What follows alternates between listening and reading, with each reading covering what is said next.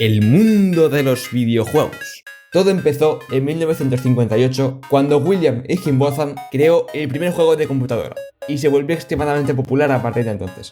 A lo largo de la historia se hicieron montones de videojuegos, como Mario Bros, Doom, Mortal Kombat, Goat Simulator, Pepsi Man.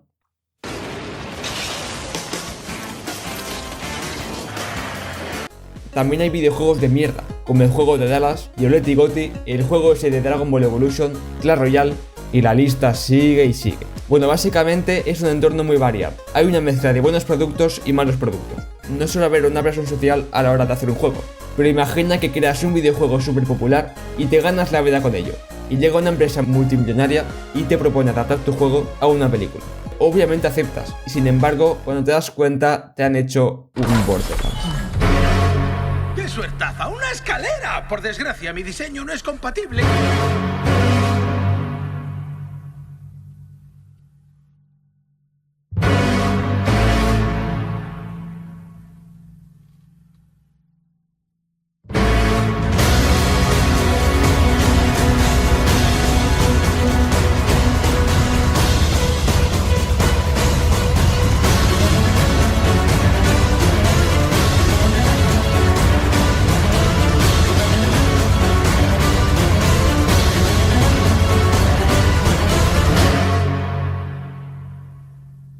No es que todas las adaptaciones de videojuegos sean malas, pero durante años hicieron todo lo posible para parecerlo. Y si hay una película que explica por qué este género nació destruido, esa es Super Mario Bros. De 1993, cuando Nintendo le dio luz verde al live action de Super Mario Bros. La película fue mal recibida, perdiendo 42 millones de dólares. Y con razón. Solo con ver la fría atmósfera ya sabes que es una película completamente distinta al videojuego. El resultado fue un desastre. Los fans no reconocían nada de lo que veían y el público general no entendía nada de lo que estaba pasando. Aparte que el CGI tampoco es que ayudase mucho. La historia trata de Mario y Luigi que conocen a una paleontóloga llamada Daisy, que es secuestrada por Bowser. Y Mario y Luigi los persiguen a través de un portal interdimensional que los llevan a Tinahatan. Seguramente no conozcas este lugar dado que fue inventado por la misma película. En fin, los hermanos tratan de salvar a Daisy y en el camino van teniendo conflictos con los villanos. Hollywood intentó repetir la fórmula en varias adaptaciones más, como Street Fighter, Double Dragon y la saga de Mortal Kombat de los 90, y ninguna salió especialmente bien, que digamos. En el 2002 se estrenó Resident Evil, otra mala adaptación que decidió ignorar por completo los videojuegos e hizo lo que le salió de los huevos. Para sorpresa de muchos, fue todo un éxito, recaudando más de 100 millones de dólares con un presupuesto de 33 millones. A raíz de esto se hizo toda una saga que, a pesar de tener un gran éxito comercial, no fue bien recibida por la crítica. Otro ejemplo más reciente es Rampage, donde La Roca cuida a un gorila gigante mientras pelea contra monstruos del tamaño de un edificio. A pesar de no ser un videojuego tan reconocido, la película fue un éxito rotundo, básicamente por tener a La Roca como protagonista, pero que otra vez fue mal recibida por tener una historia bastante floja en comparación a lo que imaginábamos. Y ya que estamos con La Roca, hablaré de Doom.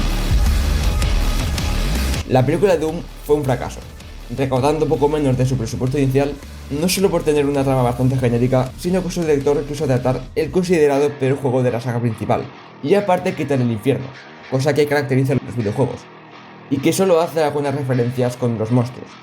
Sin embargo, a día de hoy, algunas personas la defienden por su pequeña escena con verdadera esencia.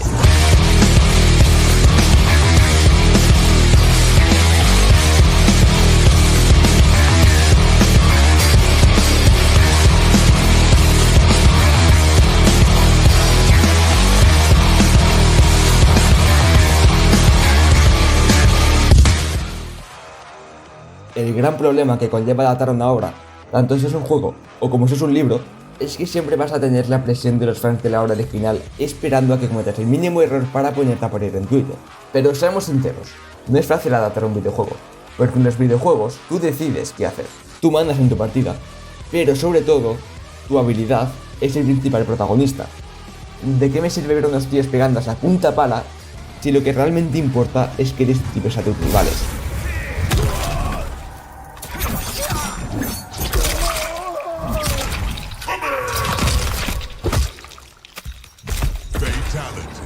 A simple vista parece fácil adaptar algo.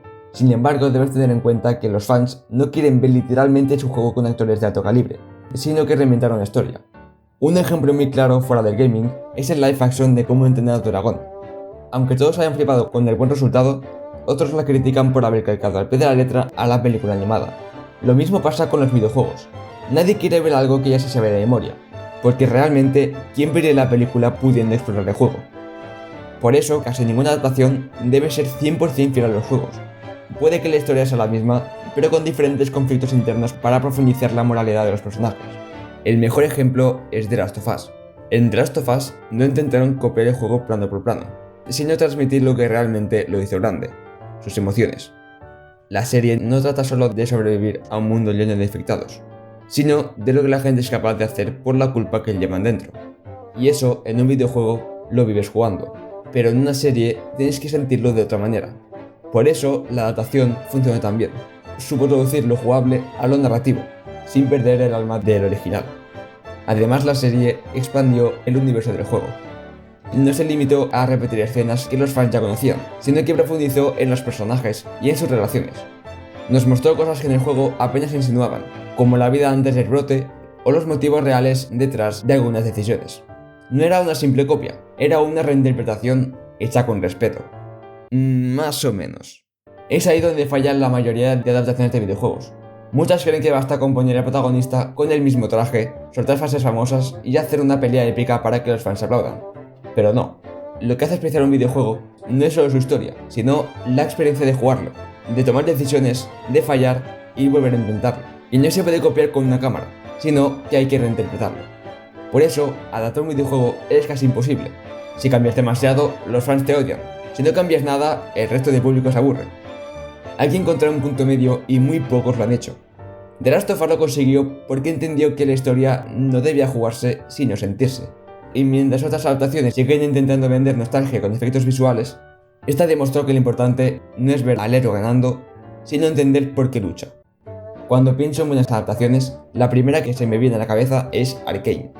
Arcane funciona porque, a diferencia de la mayoría de adaptaciones de videojuegos, entiende qué es lo que tiene que adaptar y qué es lo que no.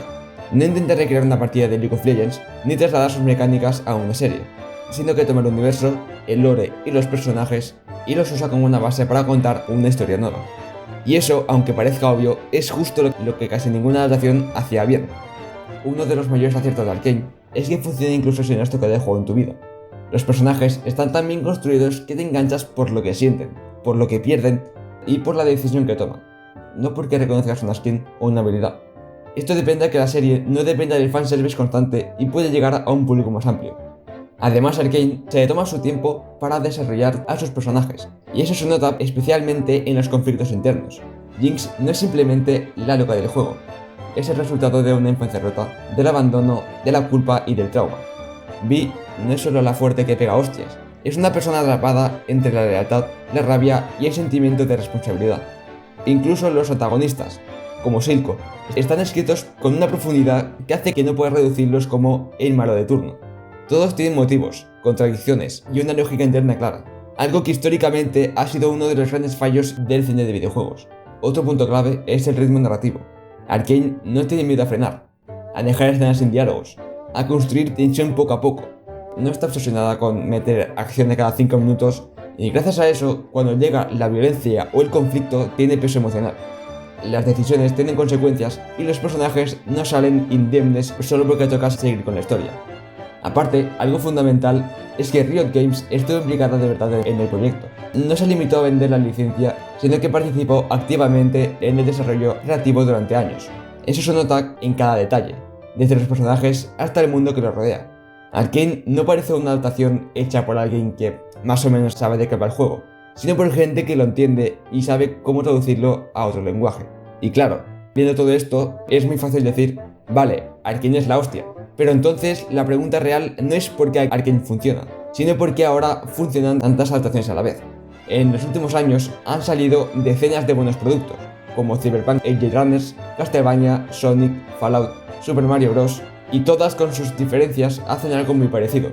Y ahí es cuando te das cuenta de que el género no ha mejorado por pura suerte, sino porque ha cambiado la forma de adaptarse. Más allá de Arcane o de Last of Us, hay algo que demuestra que el género ha mejorado de verdad. Las adaptaciones más comerciales, las que antes solían ser un desastre, ahora también funcionan. Y aquí entran ejemplos clave como Sonic, Super Mario Bros. O incluso Detective Pikachu. La trilogía de Sonic es probablemente el mejor ejemplo de cómo escuchar al público puede cambiarlo todo. No solo por el famoso rediseño del personaje, sino porque entendieron algo básico. Sonic no necesitaba una historia oscura ni compleja. Necesitaba respetar su tono. Las películas no copian ningún juego concreto, pero capturan perfectamente lo que Sonic representa como franquicia. Y eso es justo lo que antes no se hacía. Algo muy parecido ocurre con Super Mario Bros. La película del 2023.